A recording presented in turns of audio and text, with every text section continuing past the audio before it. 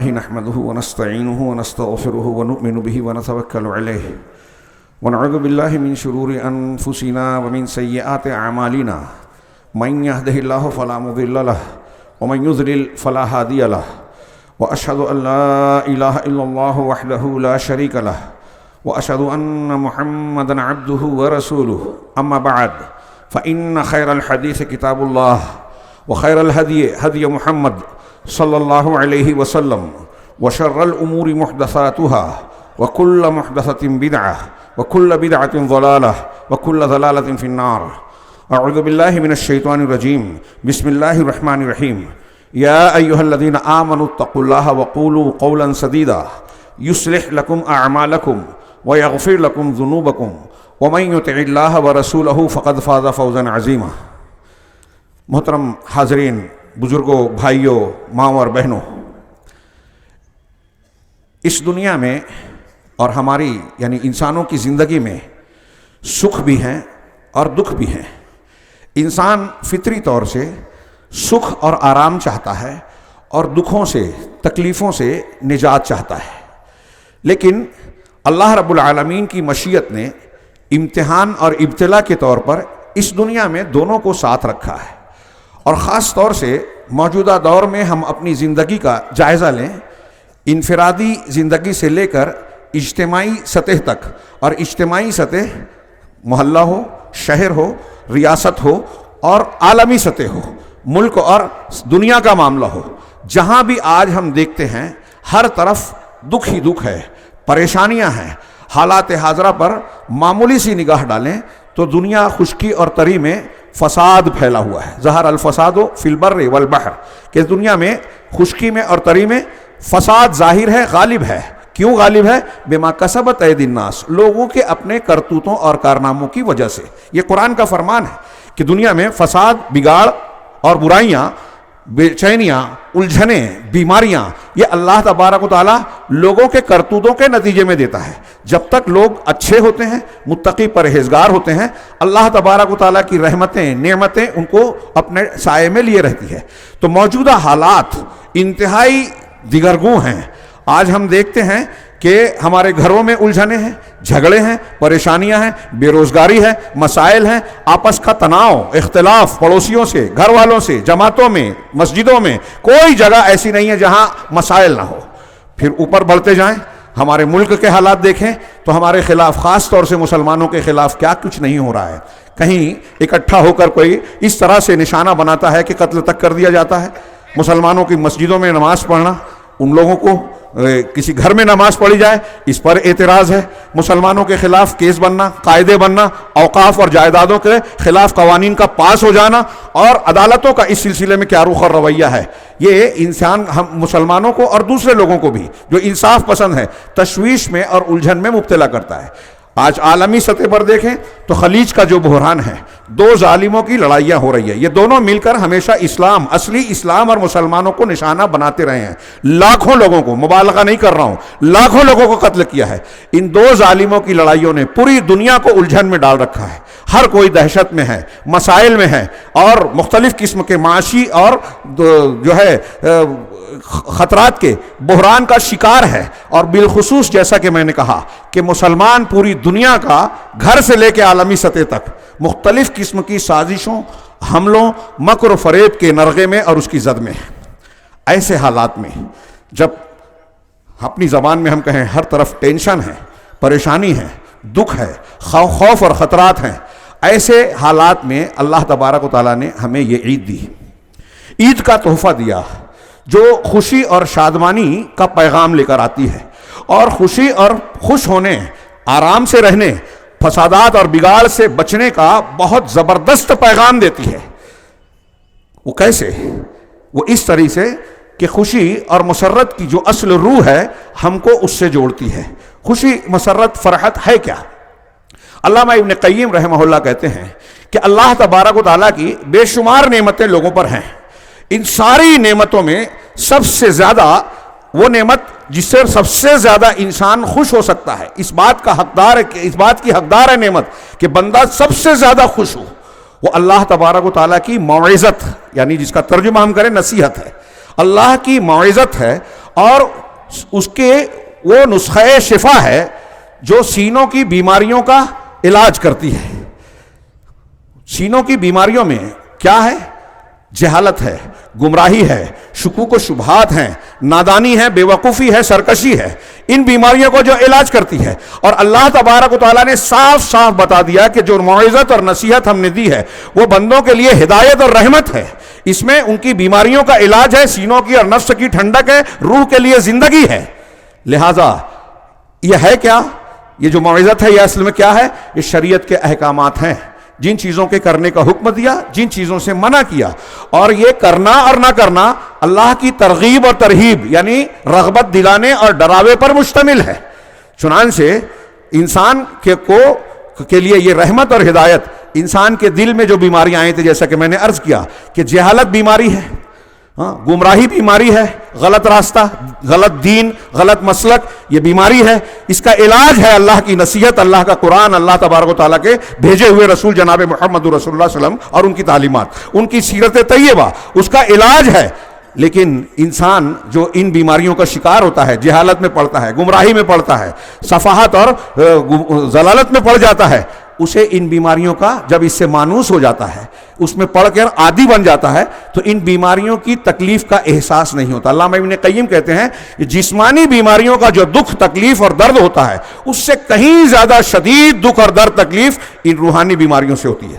لیکن انسان چونکہ اس کا مانوس ہو چکا ہوتا ہے اس لیے اس کا احساس نہیں ہوتا. لیکن جب انسان دنیا سے رخصت ہونے لگتا ہے یعنی مرنے کا وقت آتا ہے، اس وقت یہ بیماریاں اپنی تمام تر تکلیفوں کے ساتھ انسان کے سامنے آ کر کھڑی ہو جاتی ہیں اور وہ اسے انتہائی شدت سے محسوس کرتا ہے. ان بیماریوں کو مرنے کے وقت اس کا احساس قوی ہو جاتا ہے. چنانچہ اللہ کے نبی علامہ ابن قیم کہتے ہیں، حضرت علامہ ابن قیم، اللہ کے نبی نہیں، علامہ ابن قیم کہتے ہیں کہ اللہ تبارک و تعالیٰ کی جو ہدایت ہے وہ انسان کو ان دکھوں سے نکالتی ہے، الجھنوں سے نکالتی ہے، اور اللہ ان بیماریوں کا علاج کرتی ہے. اور یہ اللہ کی رحمت سینوں کو ٹھنڈک پہنچانے کا سامان دیتی ہے. آنکھوں کی ٹھنڈک، سینوں کی ٹھنڈک، دلوں کو اطمینان، روح کو زندگی اور حیات بخشتی ہے. اور پھر جب اس مقام پر بندہ پہنچ جاتا ہے کہ اس ہدایت اور نصیحت کو اپنی زندگی میں نافذ کر لیتا ہے تو دنیا کی ہر خیر اور بھلائی جب اس کے دامن میں سمٹنی شروع ہو جاتی ہے. ہر شر اور ہر برائی، ہر تکلیف دہ چیز جو انسان کو غم اور اندوں میں مبتلا کرے انسان کو بچاتی ہے. اس کی دلیلیں بے شمار دلیلیں. اللہ کے نبی صلی اللہ علیہ وسلم کی مشہور حدیث ہے، حببا الیکم الی من دنیاکم النساء والطیب وجعلت قرۃ عینی فی الصلاۃ، کہ تمہاری دنیا سے مجھے جو چیزیں محبوب بنائی گئی ہیں وہ خواتین ہیں، عورتیں ہیں، بیویاں. جائز طریقے سے رشتہ، سکون ملتا ہے، لتسکنوا الیہ، اللہ نے جوڑا بنایا.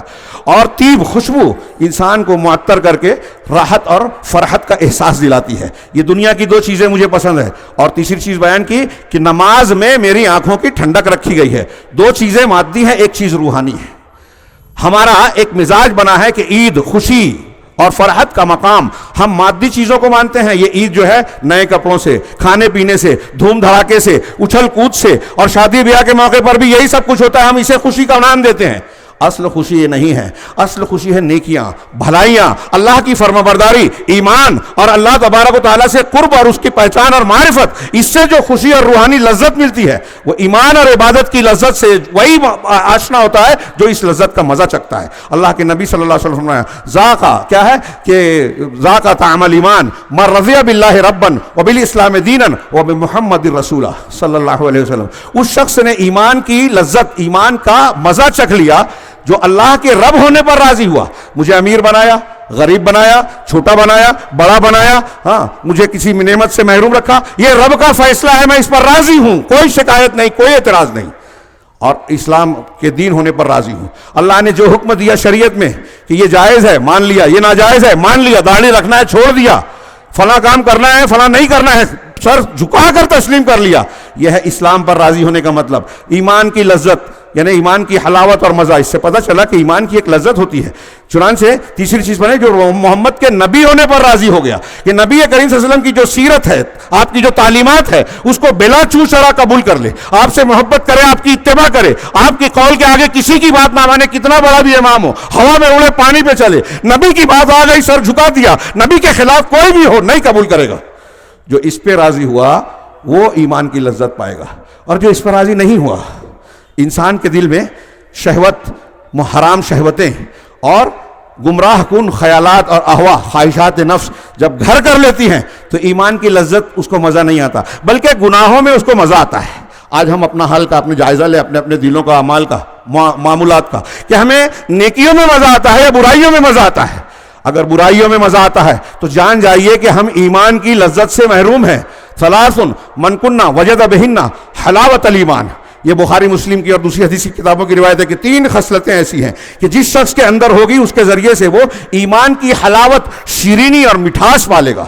اس سے پتہ چلا نا کہ ایمان کی ایک مٹھاس ہوتی ہے, اور اسے وہی سکتا ہے جو ایمان کے اس اعلیٰ پیمانے پر اپنے آپ کو مکمل اتارتا ہے. وہ 3 خصلتیں کیا ہے؟ من کان اللہ و رسولہ احب الیہ مما سواہما, جس کے نزدیک اللہ اور اس کے رسول دنیا کے ان دونوں کے علاوہ جتنے بھی دنیا میں ہیں, ماں باپ بھائی بہن, خود اس کا اپنا نفس, ہر ایک سے زیادہ محبوب ہو. جس کے یہ خصلت ہوگی, یہ ایمان کا اعلیٰ پیمان, اعلیٰ معیار خصلتیں ہیں. مکمل ہوگا جب ایمان, تو محبت سب سے زیادہ اللہ رسول کی ہو. وَيُحِبُّ الْمَرْءَ لَا يُحِبُّهُ إِلَّا لِلَّهِ, اور کسی انسان سے محبت کرے تو صرف اس لیے کہ اللہ کے واسطے, وہ نیک بندہ ہے, اللہ کا حکم ہے, اس لیے اس سے محبت کرے. دنیاوی بنیاد پر نہیں کہ مجھ کو اس سے فائدہ ہونے والا ہے اس لیے وہ محبوب ہے, وہ سماج کا بڑا انسان ہے اس لیے میں اس سے تعلق رکھتا ہوں, نہیں, وہ اللہ کا نیک بندہ ہے اس لیے محبت کرے. یعنی ہماری محبتوں اور ہماری نفرتوں کا معیار اللہ تبارک و تعالیٰ کی ذات, اللہ کے رسول اللہ کے پسندیدہ ہیں, صحابہ کرام پسندیدہ ہے, تو ہمیں بھی محبوب ہونے چاہیے. جس کو صحابہ کرام سے بغض ہے وہ مومن ہو ہی نہیں سکتا, کیونکہ ایمان کی اعلیٰ خصلت اس کے اندر ہے ہی نہیں. اور تیسری چیز, وَأَن يَكْرَهَ أَن يَعُودَ فِي الْكُفْرِ كَمَا يَكْرَهُ أَن يُقْذَفَ فِي النَّارِ. تیسری خصلت یہ ہے کہ کفر میں لوٹنے کو وہ اسی طرح ناپسند کرتا ہو جیسے آگ میں ڈالے جانے کو. ہم میں سے کوئی شخص آگ میں ڈالا جانا پسند کرے گا؟ نہیں کرتا. تو جیسے یہ ناپسندیدہ ہے ایسے اسلام پر جم جائیں کہ دین کی جو تعلیم ہے ہم اسی کو اختیار کریں گے, کیسے بھی حالات اور طوفان چلیں ہم دین سے ہٹیں گے نہیں, اس پر قائم رہیں گے. پوری دنیا کوشش کر رہی ہے کہ مسلمان, خاص طور سے نوجوان لڑکے اور لڑکیاں, شہوتوں میں مبتلا ہو کر گندگی کی طرف آ جائیں, اسلام کو, قرآن کو, اہل علم کو چھوڑ کر ان سے دور ہو جائیں. لیکن ایمان کی خصلت یہ ہے, جو شخص ان خصلتوں کو اختیار کرے گا وہ ایمان کی لذت پائے گا. اور جب ایمان کی لذت پائے گا, یہ دلیلیں دے رہا ہوں میں کہ خوشی, روحانی لذت عبادت میں ہے, ایمان میں ہے, اللہ سے قرب میں ہے. اللہ کے دین کو اپنی زندگی میں نافذ کرنے میں ہم مانتے ہی نہیں. اللہ تعالیٰ نے قرآن فرمایا الا بذکر اللہ تطمئن القلوب, سب کو یاد ہے لیکن مانتا کوئی نہیں ہے. اللہ کے ذکر سے دلوں کو اطمینان ملتا ہے. اللہ کا ذکر صرف سبحان اللہ الحمدللہ یہ بھی ہے, اور اللہ کا ذکر قرآن بھی ہے. اللہ کا ذکر یہ ہے کہ اس کی شریعت اور اس کے احکامات کی پابندی کی جائے.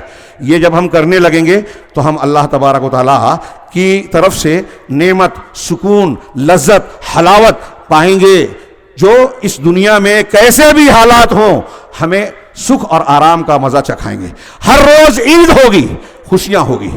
اللہ تبارک و تعالیٰ نے اس کی اور بھی کئی دلیلیں ہیں. ابھی ہم نے روزے رکھے, اللہ کے رسول صلی اللہ علیہ وسلم کا مشہور فرمان ہے للصائم فرحتان, روزے دار کی 2 خوشیاں ہیں. ہاں, ایک خوشی وہ ہے جب وہ روزہ افطار کرتا ہے. ایک تو شام میں جب کھجور سے روزہ ہم لوگ کھولنا کہتے ہیں, افطار کرنا, تو روزہ افطار کرتا ہے. یا یہ عید کا دن جب ہم نے افطار کیا, یعنی آج کے دن کا روزہ حرام ہے تو افطار کے وقت. اور ایک وہ جب اللہ رب العالمین سے ملاقات کرے گا.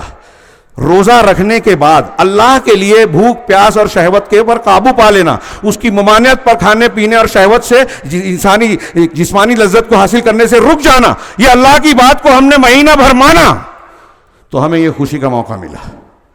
یعنی اللہ کی اطاعت میں عید ہے, لذت ہے, سکھ ہے, ہمارے مسائل کا حل ہے. اور عبادات کی یہ لذت کیوں ہے؟ اللہ تبارک و تعالیٰ نے جن و انس کو, ہمیں اور آپ کو کیوں پیدا کیا؟ اس لیے پیدا کیا کہ ہم اس کی عبادت کریں. وما خلقت الجن والانس الا لیعبدون. تو جس مقصد کے تحت جب اللہ نے ہمیں پیدا کیا، جب ہم اس مقصد سے جڑیں گے تو ہمیں لذت ملے گی، شیرینی ملے گی، خوشی ملے گی، اصلی مسرت اور آرام ملے گا۔ ہاں، اگر مالی اعتبار سے انسان کمزور بھی ہو، کچھ پریشانیاں ہوں، سازشیں ہو رہی ہیں، اللہ تبارک و تعالیٰ اسے ضرور نپٹ لے گا۔ سورہ ہجر کی آخری کی آیتیں پڑھیے، اِنَّا کَفَیْنَاکَ الْمُسْتَہْزِئِینَ، اے رسول آپ فکر مت کیجئے، یہ جو مذاق اڑانے والے مخالفین ہیں، جیسے آج ہمارا ہجومی تشدد ہو رہا ہے، مارا جا رہا ہے، میڈیا میں مسلمانوں پر الزام لگایا جاتا ہے۔ اللہ کے رسول صلی اللہ علیہ وسلم کے زمانے میں تھا، جس وقت مکی دور میں کوئی طاقت قوت نہیں تھی، اللہ نے کہا کہ ہم ان کے لیے کافی ہیں، یعنی آپ کا یہ کوئی ٹینشن اور مسئلہ نہیں ہے، ہم ان سے نپٹ لیں گے۔ آپ تسبیح اور حمد بیان کیجئے، نماز پڑھتے رہیے، آگے کی آیتیں پڑھیے، ہم ان سے نمٹ لیں گے، اور اللہ تبارک و تعالیٰ نمٹ جس کو لے گا وہ کوئی ہمارے لیے خطرہ نہیں ہے۔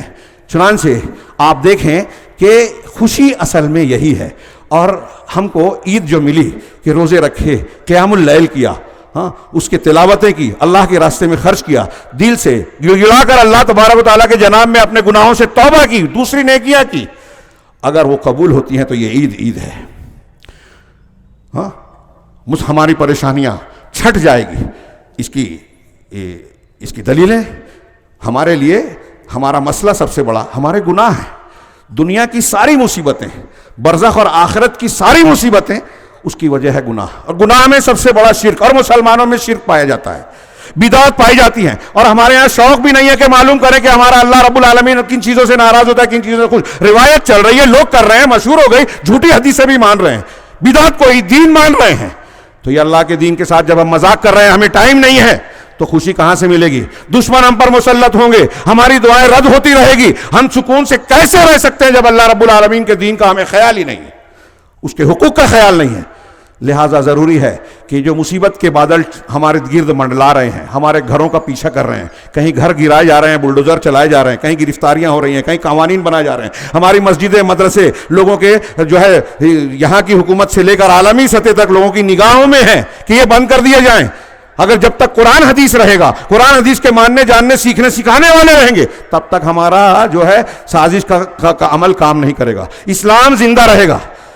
لہٰذا نسخہ یہ ہے کہ ہم اپنے گناہوں سے پلٹیں۔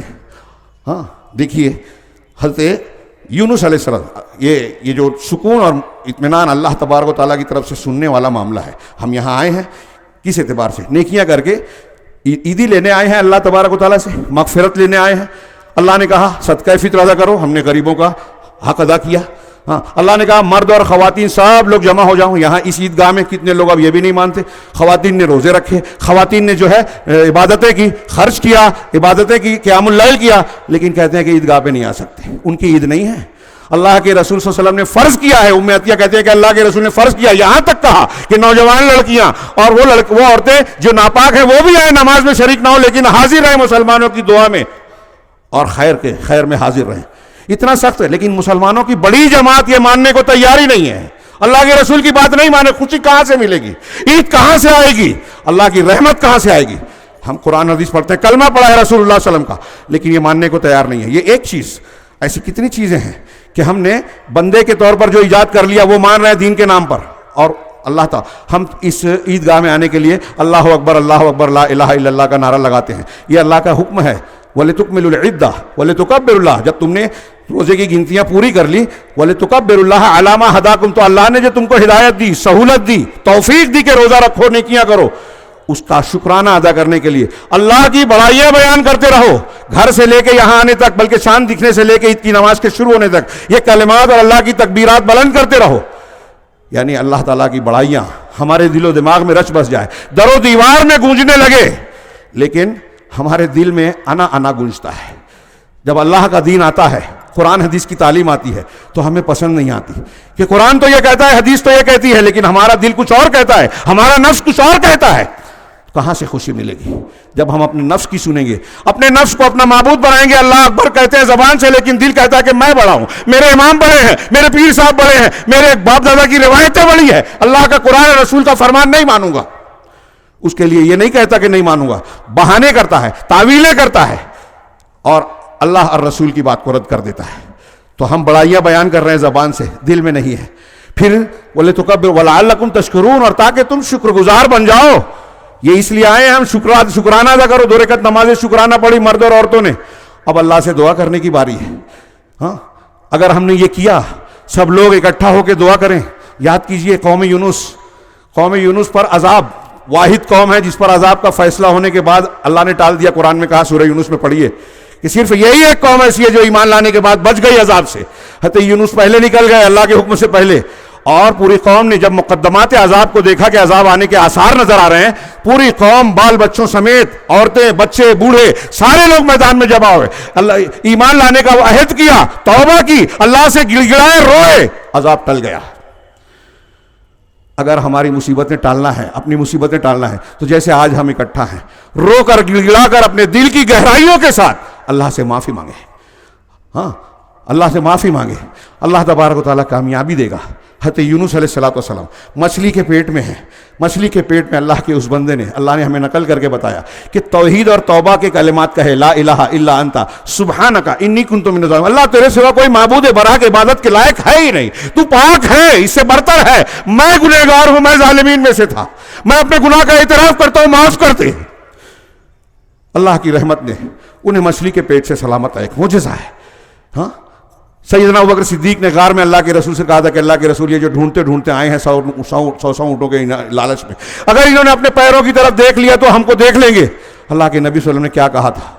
دیکھیے اطمینان, سکون, ایمان ہے. اللہ کے رسول تو نمونہ ہے نا, ایسے میں بھی گھبرائے نہیں. آج ہم تھوڑا سا کوئی مصیبت آتی ہے, قانون بنتا ہے, جنگ ہوتی ہے, ہم پریشان ہو جاتے ہیں.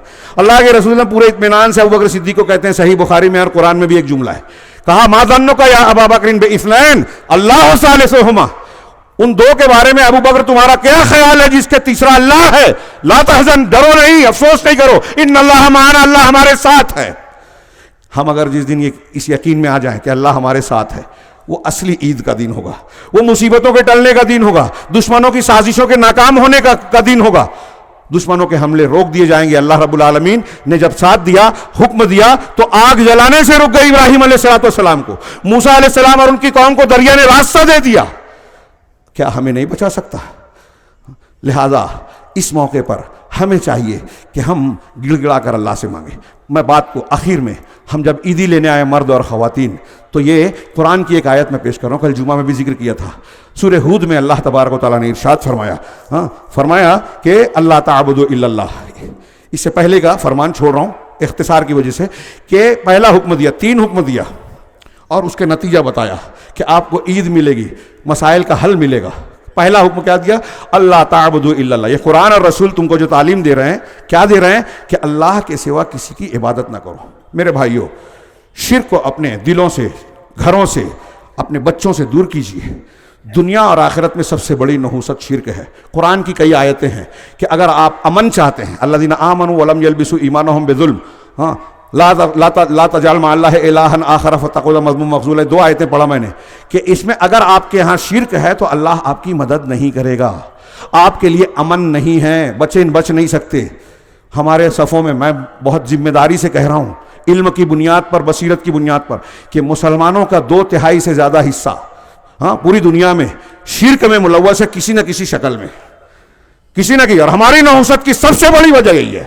علامہ ابن تیمیہ کا قول میں اکثر دہراتا ہوں, اور قرآن و حدیث کی روشنی میں ہے وہ قول, دلیلیں دی انہوں نے کہ مسلمانوں پر جو بھی بلا, مصیبت, آفت, پریشانی آتی ہے, اس کی بنیادی وجہ رسول کی مخالفت ہے, دین کی مخالفت, سنتوں کی مخالفت. چنانچہ شرک کو نکالیے. اللہ نے کہا کہ اللہ تعبدوا الا اللہ, پہلی بات. پھر آگے اللہ نے کہا کہ اننی لکم منہ نذیر و بشیر, میں اللہ کی جانب سے تمہارے لیے نذیر ہوں, ڈرانے والا ہوں. گناہ کرو گے, شرک کرو گے تو انجام دنیا میں بھی اچھا نہیں ہوگا, آخرت میں بھی. لہذا پہلے توحید کو اختیار کرو, اور بشارت دینے والا ہوں, یعنی جو اسے قبول کرے گا دنیا اور آخرت میں اس کے لیے خوشیاں ہیں, عیدیں ہیں. اگلا جملہ, وَأَنِ اسْتَغْفِرُوا رَبَّكُمْ ثُمَّ تُوبُوا إِلَيْهِ, اور یہ کہ تم اپنے پروردگار سے اپنے گناہوں کی معافی مانگو اور پھر توبہ کرو اس کی طرف. دونوں اکٹھا آتے ہیں تو استغفار کا معنی ہوتا ہے کہ ماضی میں جو غلطی ہوئی ہے, پاسٹ میں, پروردگار اسے معاف کر دے. میں نے کل بھی عرض کیا کہ بعض علماء نے اس کی تشریح میں لکھا کہ دیکھیے, اللہ گیا وقت ہمارے ہاتھ نہیں آتا, ماضی جو وقت گزر چکا ہے ہاتھ نہیں آتا, لیکن اللہ نے ہمیں ایک نسخہ دیا ہے کہ ہم ماضی کو سدھار سکتے ہیں, وہ ہے استغفار.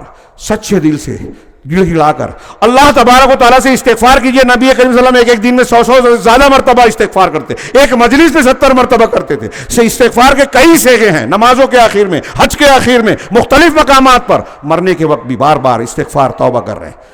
اس کیا ہے, استغفروا ربکم, پھر تم اپنے پروردگار سے استغفار, ثم توبوا الیہ, پھر توبہ کرو. توبہ یہ ہے کہ ہم یہ عزم کریں, پکا ارادہ کریں کہ آئندہ گناہ نہیں کروں گا. یہ مستقبل کی بات ہے. استغفار ماضی کے لیے ہے, ماضی کے گناہوں کے لیے. توبہ مستقبل کے گناہوں سے پلٹنے کے لیے. اور توحید حال کے لیے بھی ہے, ماضی اور مستقبل کے لیے بھی ہے. تینوں زمانے کو سدھارنے والے یہ 3 کام ہیں. اگر یہ 3 کام کر لیے تو اللہ نے کیا وعدہ کیا ہے, اللہ کا فرمان ہے, کوئی مذاق نہیں ہے, کوئی غلط بات ہو ہی نہیں سکتی. اللہ نے کہا ثم توبوا الیہ یمتعکم متاعا حسنا الی اجل مسمى, تو ایک مقررہ وقت تک, یعنی تمہارے مرنے تک اللہ تبارک و تعالیٰ تم کو زندگی کا اچھا سامان دے گا. متاع کہتے ہیں لذت کی چیز کو, استعمال کی چیز کو, یعنی دنیا میں ایسی زندگی دے گا کہ تم لذتوں میں جیو گے. اچھا سامان دے گا. وَيُؤْتِي كُلَّ ذِي فَضْلٍ فَضْلًا, اور جو فضل والا ہوگا ان تینوں کے ساتھ, جو جتنا عمل کرے گا, جتنا زیادہ عمل کرے گا, اللہ تعالیٰ اتنا ثواب دے گا.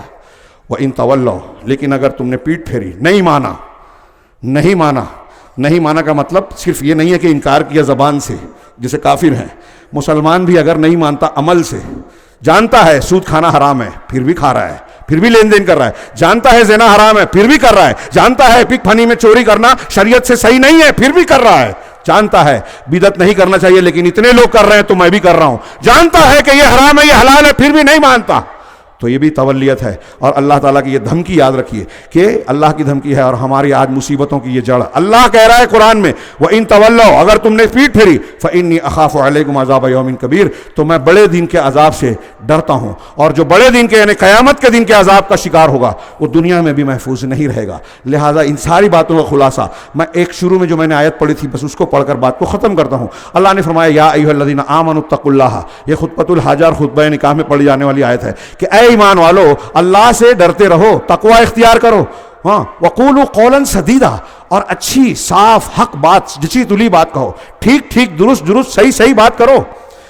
تقوی سے دل سدھرے گا, دل میں تقوی ہوتا ہے, اور زبان سے آپ سچی بات کہہ رہے ہیں, جھوٹ نہیں بول رہے ہیں, غیبت نہیں کر رہے ہیں, فریب نہیں کر رہے ہیں, گالی نہیں دے رہے ہیں, کسی پر الزام تراشی نہیں کر رہے ہیں, کسی کی عزت پر سے نہیں کھیلتے زبان سے. یہ ہے صحیح استعمال زبان کا.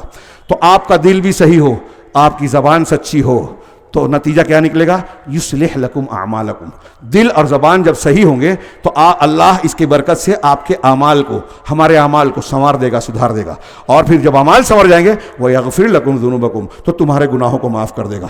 وَمَن يُطِعِ اللَّهَ وَرَسُولَهُ. اب یہ چیز جو ہے اللہ نے کہا جو اللہ اور اس کے رسول کی اطاعت کرے گا, فلاں اور فلاں کی نہیں, بزرگان دین فلاں یہ روایت میں یہ ہے, فلاں یہ فضائل ہے جو قرآن حدیث میں نہیں ہے, وہ نہیں, جو اللہ کی اور رسول کی بات مانے گا, فقط فاز فوزا عظیما, تو بڑی مراد پا گیا, بڑی کامیابی اس نے حاصل کر لی. تو کامیابی یہ والی جب ملے گی ہماری حقیقی خوشی ہوگی. اور ہم عید کا یہی پیغام, ہاں ہم کو رمضان کے روزے, قیام اللیل, رمضان کی عبادتیں, توبہ استغفار دیتی ہے. اور جو اللہ کی بڑائیاں بیان کرتے ہوئے مرد اور خواتین یہاں اللہ کا انعام لینے کے لیے آئے ہوئے ہیں, وہ یہی پیغام لے کے جائیں. ورنہ ہماری عید جو ہے صرف نئے کپڑوں, شیرینی, کھانا, سوئیاں, اس تک محدود رہے گی. جیسا کہ میں نے عرض کیا, علامہ ابن قیم کے قول میں ہے کہ انسان برائیوں سے جب مانوس ہو جاتا ہے تو ایمان کی لذت سے محروم ہو جاتا ہے, اور جو گناہ اس کو تکلیف دینے والی اصل چیزیں ہیں, روحانی پریشانیاں یعنی گمراہی, بدعت, شرک, خرافات, شک شبہ, ان سے وہ الم محسوس نہیں کرتا, لیکن مرنے کے وقت یہ بہت شدت سے انسان کو ستائیں گی, انسان کو دکھ دے گی. اللہ تبارک و تعالیٰ سے آئیے ہم دعا کریں کہ پروردگار ہمارے ان اعمال کو قبول فرمائیں, اور دنیا اور آخرت میں ہماری مصیبتوں کو ہٹا کر ہمیں نعمتوں سے نواز دیں. اللہم صلی علی محمد وعلی آل محمد کما صلیت علی ابراہیم وعلی آل ابراہیم انک حمید مجید. اللہم بارک علی محمد وعلی آل محمد کما بارکت علی ابراہیم وعلی آل ابراہیم انک حمید مجید.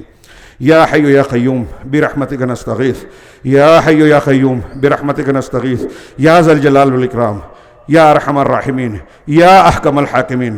اے اللہ, ہم لوگوں نے جو بھی ٹوٹی پھوٹی عبادتیں تیرے دیے ہوئے انعام ماہ مبارک میں کی ہے, پروردگار ہمارے جو روزے تھے انہیں قبول فرما لے, ہمارے جو قیام اللیل, جو بھی ٹوٹی پھوٹی انداز میں ہم نے اسے انجام دیا، پروردگار اسے قبول کر گئے، جو تو نے اپنے رسول کی زبان پر وعدہ کیا کہ جو رمضان کے روزے، رمضان کا قیام اور لیلۃ القدر کا قیام ایمان و احتساب کے ساتھ کرے گا، تو اس کے پچھلے سارے گناہ معاف کر دیتا ہے۔ پروردگار ہماری غلطیاں، ہماری کوتاہیاں یقیناً رہی ہوں گی، ہیں، لیکن پروردگار ہمارے کوتاہیوں سے کہیں زیادہ بڑی تیری رحمت ہے، تو تواب ہے، تو غفار ہے، تو غفور ہے۔ پروردگار ہماری توبہ کو قبول فرما لے، ہماری نیکیوں کو، عبادتوں کو قبول فرما لے، ہمارے گناہوں کی بخشش فرما دے۔ پروردگار ہم میں بہت سارے لوگ بیمار ہیں، ان کی بیماری کو دور کر دے۔ بہت سارے ایسے لوگ ہیں جن پر قرض کا بوجھ ہے، جس میں وہ پریشان ہیں، پروردگار ان کے قرض کو ادا کرنے کی راہ حلال طریقے سے پیدا کر دے۔ پروردگار ہمارے اعمال میں بہت ساری کوتاہیاں ہیں، پروردگار ان کوتاہیوں کو دور کرنے کی ہمیں توفیق عطا فرما۔ پروردگار تو ہمیں اپنے صالح اور مقرب بندوں میں شامل فرما لے، تو ہمیں شاکرین میں سے بنا دے، صالحین میں سے بنا دے، متقیوں میں اور محسنین میں سے بنا دے پروردگار، اور اس کے ذریعے سے تو ہمیں دنیا میں بھی سعادت بخش دے اور آخرت میں بھی کامیابی سے نواز۔ پروردگار ہمارے کسی گناہ کو مت چھوڑ، سب کو معاف کر دے، ہمارے کسی مریض کو مت چھوڑ، سب کو شفا دے دے، ہمارے کسی غم اندوہ کو نہ چھوڑ، سب کو دور کر دے۔ پروردگار ہم میں جو چھوٹے بچے ہیں ان کی صحیح تربیت کرنے کی توفیق عطا فرما، جو بزرگ اور بڑے ہیں ان کو دین کے صحیح راستے پر چلنے کی توفیق عطا فرما، جو مسلمان ہمارے والدین ہوں، ہمارے رشتہ دار ہوں، دیگر مسلمان ہوں، پروردگار جو دنیا سے رخصت ہو کر تیرے جوار رحمت میں جا پہنچے ہیں، پروردگار ان کی غلطیوں کو معاف کر دے، انہیں ان کی بخشش فرما دے، پروردگار انہیں اعلیٰ مقام دے، جنت الفردوس میں اعلیٰ مقام دے۔ ہم میں جو بھی بیمار ہے پروردگار ان کو شفا عطا فرما۔ پروردگار ساری دنیا صرف اس لیے ہماری دشمن بنی ہوئی ہے کہ ہم تیرے نام لیوا ہیں، تیرے کلمے کو پڑھنے والے ہیں، پروردگار تو ہماری حفاظت فرما۔ اگر ہم نے تجھ کو ناراض کر لیا اور تیری مدد سے محروم ہو گئے تو دنیا میں ہمارا کوئی پرسان حال نہیں، کوئی بچانے والا نہیں ہے۔ پروردگار ہم تیری ہی عبادت کرتے ہیں، تجھی سے مدد مانگتے ہیں۔ پروردگار ہم وہ ساری خیر اور بھلائیاں مانگتے ہیں جو تیرے نبی جناب محمد رسول اللہ صلی اللہ علیہ وسلم نے تجھ سے مانگی، وہ ساری برائیاں، سارے شرور جس سے تیرے رسول صلی اللہ علیہ وسلم نے پناہ طلب کی، پروردگار ہم ان ساری چیزوں سے، سارے شر اور برائیوں سے پناہ طلب کرتے ہیں۔ پروردگار ہمارے دین کو درست کر دے جو ہمارے دین کے، ہماری زندگی کی بنیاد ہے، دنیا اور آخرت میں کام آنے والا ہے۔ ہماری دنیا کی زندگی کو سنوار دے پروردگار، جس میں ہماری معیشت ہے، پروردگار ہماری آخرت کو سنوار دے جہاں ہمیں لوٹ کر جانا ہے۔ پروردگار ہمیں جب تک زندہ رکھ، ہمیں نیکیوں میں اور زیادہ آگے بڑھنے کی توفیق دے اور ہماری موت کو ہمارے لیے راحت کا سامان بنا دے۔ پروردگار ہمیں جنت اور جنت میں لے جانے والے اعمال کی توفیق دے۔ پروردگار ہمیں جنت الفردوس عطا فرما، ہمیں اعلیٰ ترین جنت عطا فرما، ان اعمال اور اقوال کی توفیق دے جو تجھ سے قریب کرنے والے اور جنت میں داخل کرنے والے ہیں۔ پروردگار ہم تجھ سے مانگتے ہیں کہ ہمیں جہنم سے بچا لے، اور ان اعمال اور ان اقوال اور عقائد سے پناہ مانگتے ہیں جو جہنم میں پہنچانے والے ہیں۔ پروردگار ان سب چیزوں سے ہمیں محفوظ رکھ، جب تک زندہ رکھ، اسلام پر زندہ رکھ، اور جب موت آئے تو پروردگار تو ہمیں ایمان پر موت دے۔ پروردگار پوری دنیا میں مسلمانوں کے خلاف سازشیں ہیں، حملے ہیں، اور سارے لوگ کئی جگہوں پر ہم ایسے ہیں کہ ہم مناظر نہیں دیکھ پاتے۔ جب ہم بہت چھوٹے بندے، بڑے گنہگار، اور رحم و کرم میں ہم بہت ہی ادھورے اور انتہائی ناقص ہیں، جب ہم سے وہ مناظر دیکھے نہیں جاتے پروردگار، تو ارحم الراحمین ہے، تو رحمان الرحیم ہے۔ پروردگار جب ہم فلسطین کے مناظر دیکھتے ہیں، جب ہم مسلمانوں کے ٹوٹتے ہوئے گھر، جلتے ہوئے بدن اور بہت ساری ایسی مصیبتیں دیکھتے ہیں جس میں لوگ تڑپ رہے ہیں، بھوکے مر رہے ہیں، پروردگار جب ہم نہیں دیکھ پاتے تو ارحم الراحمین ہے۔ پروردگار تو رحم فرما، تو مسلمانوں کی حفاظت فرما، دشمنوں کی سازشوں کو ناکام بنا دے، ان کے کلمے میں اختلاف ڈال دے، اپنی وہ پکڑ ان پر ڈال دے جو تو ظالموں اور مجرموں پر ڈالتا ہے۔ اے اللہ ہم تو تیرے ہی حوالے اپنے سارے معاملات کو کرتے ہیں۔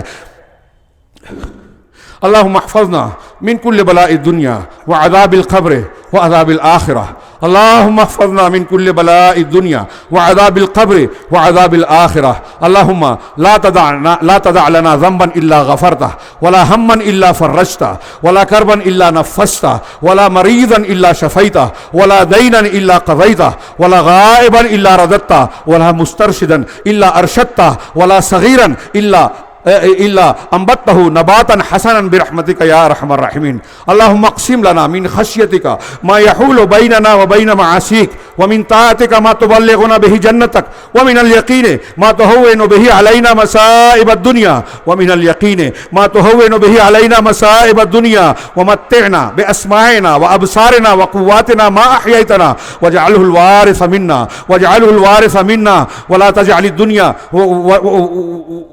ولا تجعل مصيبتنا في ديننا وانصرنا واجعل ثأرنا على من ظلمنا وانصرنا على من أعدانا ولا تجعل مصيبتنا في ديننا ولا تجعل الدنيا أكبر همنا ولا مبلغ علمنا ولا تجعل الدنيا أكبر همنا ولا مبلغ علمنا ولا تسلط علينا من لا يرحمنا ولا تسلط علينا من لا يرحمنا. اللهم اغفر لنا وللمؤمنين والمؤمنات والمسلمين والمسلمات وألف بين قلوبهم وأصلح ذات بينهم وانصرهم على عدوك وعدوهم. اللهم لعن الكفرة الذين يكذبون رسلك ويقاتلون أولياءك ويصدون عن سبيلك. اللهم زلزل أقدامهم وشتت شملهم وفرق جمعهم ودمر ديارهم وأنزل بهم بأسك الذي لا ترده عن القوم المجرمين. اللهم إنا نجعلك في نحورهم ونعوذ بك من شرورهم. اللهم إنا نجعلك في نحورهم ونعوذ بك من شرورهم. اللهم ابسط علينا من فضلك ورحمتك وبركتك ورزقك. اللهم ابسط علينا من فضلك ورحمتك وبركتك ورزقك. اللهم انصر الإسلام والمسلمين في كل مكان. اللهم انصر الإسلام والمسلمين في كل مكان. اللهم انصر الإسلام والمسلمين في فلسطين وغزة. اللهم انصر الإسلام والمسلمين في الخليج. اللهم انصر الإسلام والمسلمين في الهند وفي سائر البلاد. اللهم إنا نسألك وإياك نعبد وإياك نستعين. يا مقلب القلوب ثبت قلوبنا على دينك. يا مقلب القلوب ثبت قلوبنا على دينك. اللهم إنا نسألك من الخير كله عاجله وآجله ما علمنا منه وما لم نعلم ونعوذ بك من الشر كله عاجله وآجله ما علمنا منه وما لم نعلم. اللهم إنا نسألك ما سألك به عبدك ونبيك محمد صلى الله عليه وسلم ونعوذ بك من شر ما عاذ به عبدك ونبيك. اللهم إنا نسألك الجنة. اللهم إنا نسألك الجنة الفردوس. اللهم إنا نسألك الجنة وما قرب إليها من قول وعمل. اللهم إنا نسألك الجنة وما قرب إليها من قول وعمل. اللهم إنا نعوذ بك من النار. اللهم إنا نعوذ بك من النار. اللهم نعوذ بك من عذاب في القبر وعذاب في النار. اللهم إنا نعوذ بك من النار وما قرب إليها من قول أو عمل. اللهم إنا نسألك أن تجعل كل قضاء قضيته لنا خيرا. اللهم إنا نسألك أن تجعل كل قضاء قضيته لنا خيرا. اللهم إنا نسألك الهدى والتقى والعفاف والغنى. اللهم إنا نسألك الهدى والتقى والعفاف والغنى. اللهم إنا نسألك من موجبات رحمتك وعزائم مغفرتك والغنيمة والسلامة من كل إثم والغنيمة من كل فر والفوز بالجنة والنجاة من النار. اللهم إنا نسألك العفو والعافية في الدنيا والآخرة. اللهم إنا نسألك العفو والعافية في الدنيا والآخرة. اللهم اغفر لنا ولوالدينا. اللهم اغفر لنا ولوالدينا. اللهم اعتق رقابنا من النار. اللهم تقبل صيامنا وقيامنا وعباداتنا جميعا. اللهم تقبل صيامنا وقيامنا. اللهم اغفر لنا ولوالدينا. اللهم اغفر لنا وللمؤمنين والمسلمات الأحياء منهم والأموات. ربنا آتنا في الدنيا حسنة وفي الآخرة حسنة وقنا عذاب النار. ربنا آتنا في الدنيا حسنة وفي الآخرة حسنة وقنا عذاب النار. ربنا آتنا في الدنيا حسنة وفي الآخرة حسنة وقنا عذاب النار. ربنا لا تزغ قلوبنا بعد إذ هديتنا وهب لنا من لدنك رحمة إنك أنت الوهاب. ربنا لا تؤاخذنا إن نسينا واخطأنا. ربنا ولا تحمل علينا إصرا كما حملته على الذين من قبلنا. ربنا ولا تحملنا ما لا طاقة لنا به واعف عنا واغفر لنا. واعف عنا واغفر لنا. واعف عنا واغفر لنا وانصرنا. أنت مولانا فانصرنا على القوم الكافرين. اللهم أنت مولانا فانصرنا على القوم الكافرين. ربنا إننا سمعنا مناديا ينادي للإيمان أن آمنوا بربكم فآمنا. ربنا فاغفر لنا ذنوبنا وكفر عنا سيئاتنا وتوفنا مع الأبرار. ربنا وآتنا ما وعدتنا على رسلك. ربنا وآتنا ما وعدتنا على رسلك. ربنا وآتنا ما وعدتنا على رسلك ولا تخزنا يوم القيامة إنك لا تخلف الميعاد. ربنا هب لنا من أزواجنا وذرياتنا قرة قرة أعين واجعلنا للمتقين إماما ربنا هب لنا من أزواجنا وذرياتنا قرة أعين واجعلنا للمتقين إماما رب اجنبنا وبنينا أن نعبد الأصنام ربنا اجنبنا وأبناءنا أن نعبد الأصنام ربنا اجنبنا وأبناءنا من الفتن ما ظهر منها وما بطن ربنا اغفر لنا ولإخواننا الذين سبقونا بالإيمان ربنا ولا تجعل في قلوبنا غلا للذين آمنوا ربنا إنك رؤوف رحيم ربنا اغفر لنا ولإخواننا الذين سبقونا بالإيمان ولا تجعل في قلوبنا غلا للذين آمنوا ربنا إنك رؤوف رحيم اللهم احفظنا من كل بلاء الدنيا وعذاب القبر وعذاب الآخرة اللهم إنا نعوذ بك من عذاب في القبر وعذاب في النار ربنا تقبل منا إنك أنت السميع العليم وتب علينا إنك أنت التواب الرحيم وصلى الله تعالى على خير خلقه محمد وآله وصحبه أجمعين برحمتك يا أرحم الراحمين.